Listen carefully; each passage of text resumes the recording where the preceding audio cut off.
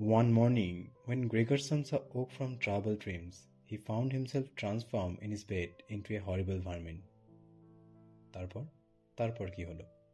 Hello everyone, welcome to knowledgeable আড্ডা। আজকে আমরা ফ্রান্স কাফকার লেখা একটি বিখ্যাত নোভেলা দ্য মেটামরফোসিস নিয়ে আলোচনা করব।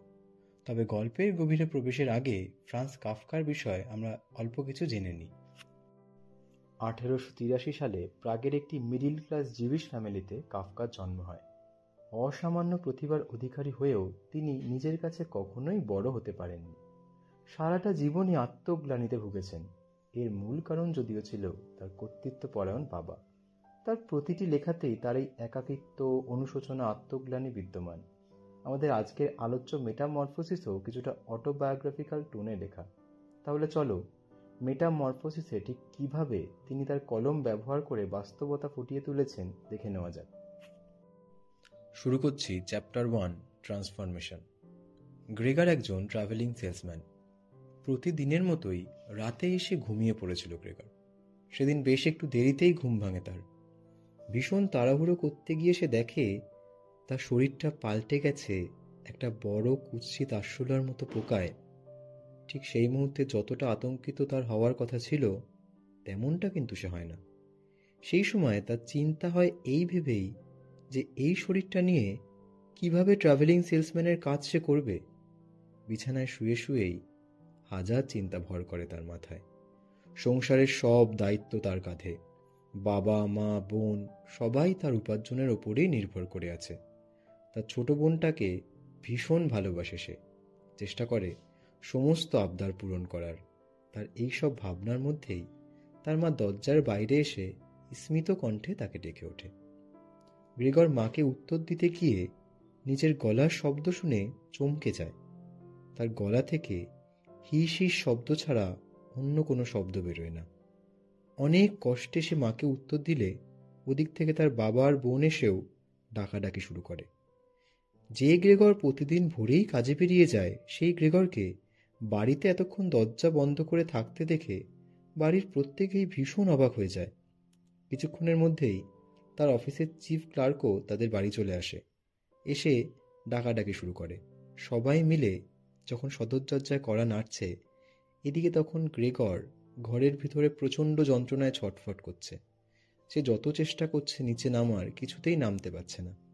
অনেকক্ষণ চেষ্টা করার পর বিছানা থেকে নেমে সে যখন কোনো মতে দরজার সামনে এসে দরজাটা খুলে দেয়, প্রথমেই তার মা তাকে দেখে ভয়ে অজ্ঞান হয়ে যায়। যে চিফ ক্লার্ক সে তো ভয়েই পালিয়ে যায়। আর তার বাবা, সে প্রচণ্ড রাগে একটা ভাঁজ করা খবরের কাগজ আর একটা লাঠি নিয়ে ঠিক যেরকমভাবে একটা পোকাকে তাড়া করা হয় সেরকম তাড়া করে করে গ্রেগরকে তার নিজের ঘরে পাঠিয়ে দিয়েই বাইরে থেকে দরজাটা বন্ধ করে দেয়। এখানেই আমাদের গল্পের প্রথম পর্বটা শেষ হয়ে যাচ্ছে। এখন আমরা গল্পের দ্বিতীয় অংশে প্রবেশ করছি। এই মুহূর্তে পরিবারের সবাই জেনে গেছে গ্রেগর আর মানুষ নেই। সে আরশোলার মতো একটা পোকায় পাল্টে গেছে। নিজের ঘরের মধ্যে গ্রেগরকে সারাক্ষণ আটকানো থাকে। তার পরিবারের সবাই যতটা সম্ভব তাকে এড়িয়ে চলে। একমাত্র তার বোনই তার ঘরে এসে তার খাবার দিয়ে যায়। কিন্তু তার বোনের মধ্যেও একটা বিরক্তি ও ভয়ের ছাপ থেকেই যায়। যখনই গ্রিড ঘরে আসে তখনই গ্রেগর ঘরের কোনো এক জায়গায় লুকিয়ে পড়ে, যাতে বোন তাকে দেখে ভয় না পায়। এইভাবে আস্তে আস্তে বোনের যাতায়াতও কিন্তু কমতে থাকে। এদিকে গ্রেগরের নিজের মনের মধ্যেও পরিবর্তন শুরু হয়। মানুষ অবস্থায় সে যে যে খাবারগুলো পছন্দ করত সেগুলো এখন আর তার ভালো লাগে না, বরং নোংরা পচা খাবারগুলোই তাকে বেশি টানে। কিন্তু মনের অনুভূতিগুলো, তার পরিবারের প্রতি যে টান ভালোবাসা, সেগুলো কিন্তু বিন্দুমাত্র বদলায় না। দেওয়ালের ওপার থেকে সে বাবা মার কথা প্রায় শুনে ফেলে। তাদের এই খারাপ দিনের জন্য সে নিজেকেই বারবার দোষী মনে করে। আর তার শরীরের যন্ত্রণার থেকেও বেশি এই অনুশোচনা, তাকে এই অনুশোচনা প্রত্যেক দিন কুরে কুরে খায়। তার পরিবারের আর্থিক অবস্থারও পরিবর্তন হয়। তার বাবা ব্যাংক মেসেঞ্জারের কাজ করতে শুরু করে, মা ঘরে বসে সেলাইয়ের কাজ শুরু করে, আর এদিকে বোন সেলস গার্লসের কাজ খুঁজে নেয়। সবাই যে যার মতো কাজ খুঁজে নেওয়ার পর যেই গ্রেগর এতদিন তাদের পরিবারের সমস্ত খরচা চালিয়ে এসেছে, তাকেই তারা বোঝা হিসেবে দেখতে শুরু করে। এর মধ্যে একদিন তার বোন আর তার মা তার ঘরের জিনিসপত্রগুলো সরিয়ে ফেলার চেষ্টা করে, যাতে গ্রেগর বেশি জায়গা পায় চলাফেরা করার। কিন্তু গ্রেগরের মানব জন্মের সাক্ষী এই জিনিসগুলো সে সরিয়ে ফেলার জন্য ভীষণ কষ্ট পায়। যখন সে একটা ফটো জড়িয়ে সেটাকে নিজের কাছে রাখার চেষ্টা করে, তার মা তাকে দেখে ভয়ে অজ্ঞান হয়ে যায়। গ্রেগরের বাবা বাড়ি ফিরে এসে ভাবে গ্রেগর হয়তো তার মাকে ভয় দেখিয়েছে, সেই জন্যই তার মা অজ্ঞান হয়ে গেছে। বাবা প্রচণ্ড রেগে যায়। রেগে গিয়ে গ্রেগরের দিকে অনেকগুলো আপেল ছুঁড়তে শুরু করে এবং দুর্ভাগ্যবশত একটা আপেল গ্রেগরের পিঠের মধ্যে এসে গেঁথে যায়। প্রচণ্ড যন্ত্রণায় কোকিয়ে ওঠে গ্রেগর। যন্ত্রণার মধ্যে ছটফট করতে করতে ঘরে এসে সে অজ্ঞান হয়ে যায়। কিন্তু বাবার আঘাতস্বরূপ আপেলটা কিন্তু তার পিঠেই আটকে থাকে। গল্পের শেষ পর্বে এসে আমরা দেখতে পাই গ্রেগরকে ছাড়াই তার পরিবার সম্পূর্ণভাবে চলতে অভ্যস্ত হয়ে গেছে। তারা টাকার জন্য নতুন 3জন ছেলেকে নিজেদের বাড়িতে ভাড়া দিয়েছে এবং সেই ভাড়াটেদের মন রাখার জন্য যত চেষ্টা করা যায় করেই যাচ্ছে। এই নতুন ভাড়াটেদের কাছে গ্রেগরের কথা কিন্তু তারা লুকিয়ে রেখেছে। গ্রেগর সারাদিন একটা ঘরের মধ্যে অবহেলায় ধুলো বাড়িতে পড়ে থাকে। তার জীবনযাপন একটা পোকার মতোই হয়ে যাচ্ছে। একদিন সন্ধেবেলা গ্রেগরের বোন সেই নতুন 3জন ভাড়াটেকে ভায়োলিন বাজিয়ে শোনাচ্ছিল। ভায়োলিনের টানে আকৃষ্ট হয়ে গ্রেগরও নিজের ঘর থেকে বেরিয়ে প্রায় তাদের কাছেই এসে পড়ে। কিছুক্ষণ পর ভাড়াটেরা গ্রেগরকে দেখতে পেয়ে প্রচণ্ড ভয় পেয়ে যায় এবং ভাড়া না দিয়ে চলে যাওয়ার হুমকি দেয়। তারা বলে তাদের সঙ্গে প্রতারণা করা হয়েছে।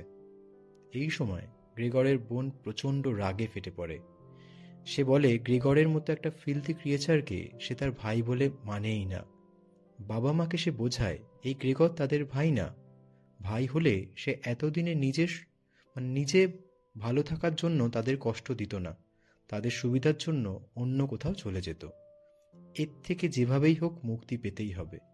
এই সমস্ত কথা শুনে গ্রেগরের মন ভেঙে টুকরো টুকরো হয়ে যায়। সে আস্তে আস্তে তার ঘরের মধ্যে চলে যায়। বুক ভাঙা কষ্টে সেই রাত্রেই গ্রেগর মারা যায়। পরদিন সকালে উঠে গ্রেগরের পরিবার তার মৃতদেহ উদ্ধার করে। গ্রেগরের মৃত্যুতে কিন্তু তারা একটু স্বস্তিই পায়। তারা নতুন একটা ছোট অ্যাপার্টমেন্টে উঠে যাওয়ার পরিকল্পনাও শুরু করে। বহুদিন পর যে যার কাছ থেকে ছুটি নিয়ে বাবা, মা ও মেয়ে 3জনে ঘুরতে বেরোয়। মাথা থেকে বড় একটা বোঝা নেমে যাওয়ার আনন্দে তারা নতুন জীবনের স্বপ্ন দেখে। এতক্ষণ ধরে আমরা মেটামরফোসিসের সামারি নিয়ে আলোচনা করলাম। এইবার আমরা কাফকার জীবনের সঙ্গে মেটামরফোসিসের যে মিলগুলো আছে, তিনি তার জীবনের যে দিকগুলো এই নোভেলার মধ্যে তুলে ধরেছেন সেগুলো নিয়ে আলোচনা করব।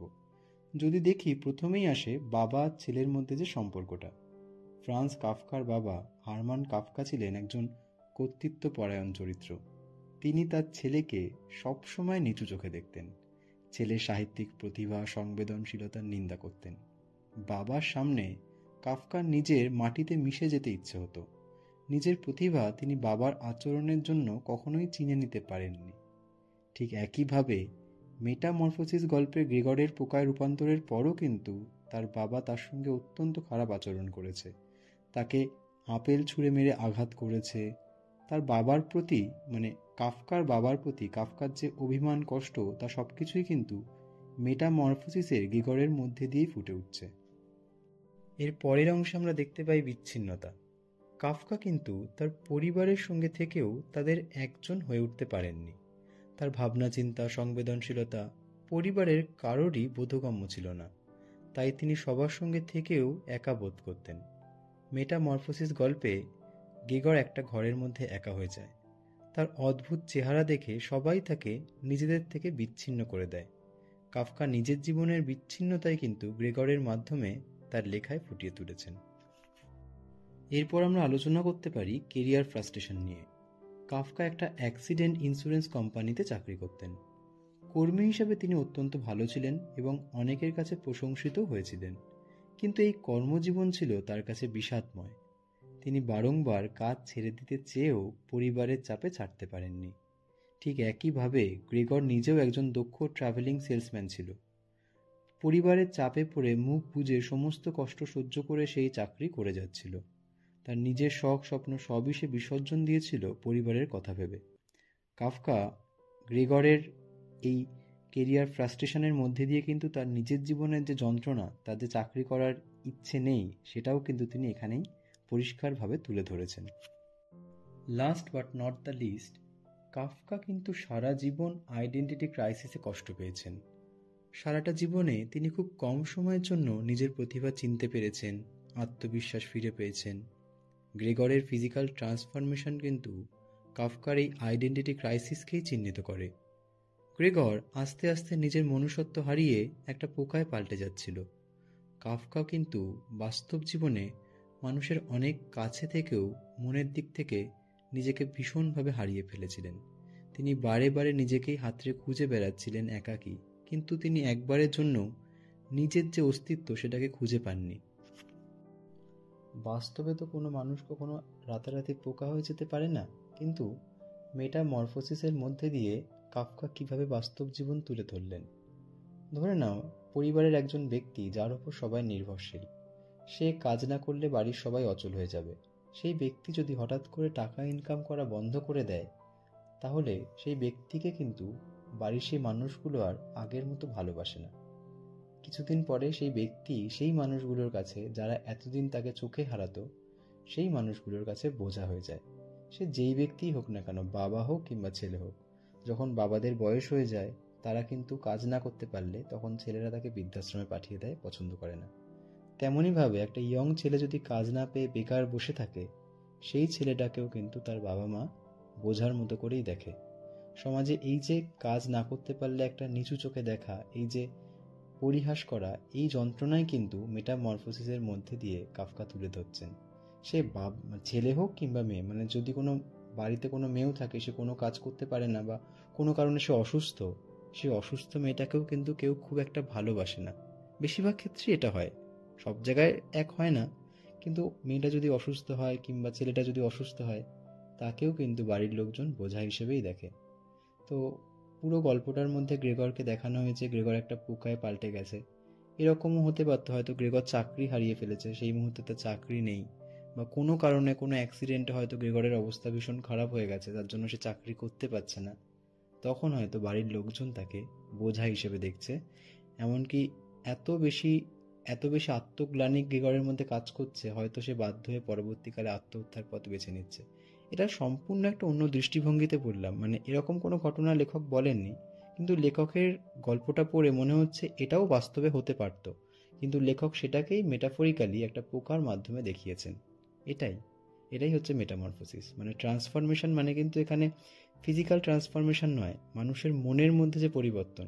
একটা মানুষ কাজ করার সময় তার প্রতি অন্য মানুষের যে ভাবনা, আর মানুষটা কাজ না করলে, মানুষটা কাজে না আসলে সেই মানুষের যে ভাবনাটা পাল্টে যাওয়া, দ্যাট ইজ কল্ড মেটামরফোসিস। এখানে সেই ট্রান্সফরমেশনের কথাই কিন্তু বলা হচ্ছে। তো এই ছিল আজকে আমাদের মেটামরফোসিস নিয়ে আলোচনা। আশা করি তোমরা সবাই বুঝতে পেরেছো। মেটামরফোসিস নিয়ে তোমাদের কোনো সংশয় বা সমস্যা যদি থাকে, তো অবশ্যই কমেন্ট করে জানিও, আমি তোমাদের কমেন্টের অবশ্যই উত্তর দেব। আর তোমাদের নিজেদের যদি কিছু ইচ্ছা থাকে, মানে এরকম একটা গল্প করলে ভালো হতো, এরকম একটা কবিতা করলে ভালো হতো, তোমরা অবশ্যই কমেন্ট করে জানিও। আমি আমার সাধ্যমতো চেষ্টা করব সেগুলো করার। চলো, আজকের মতো এটুকুই। টাটা।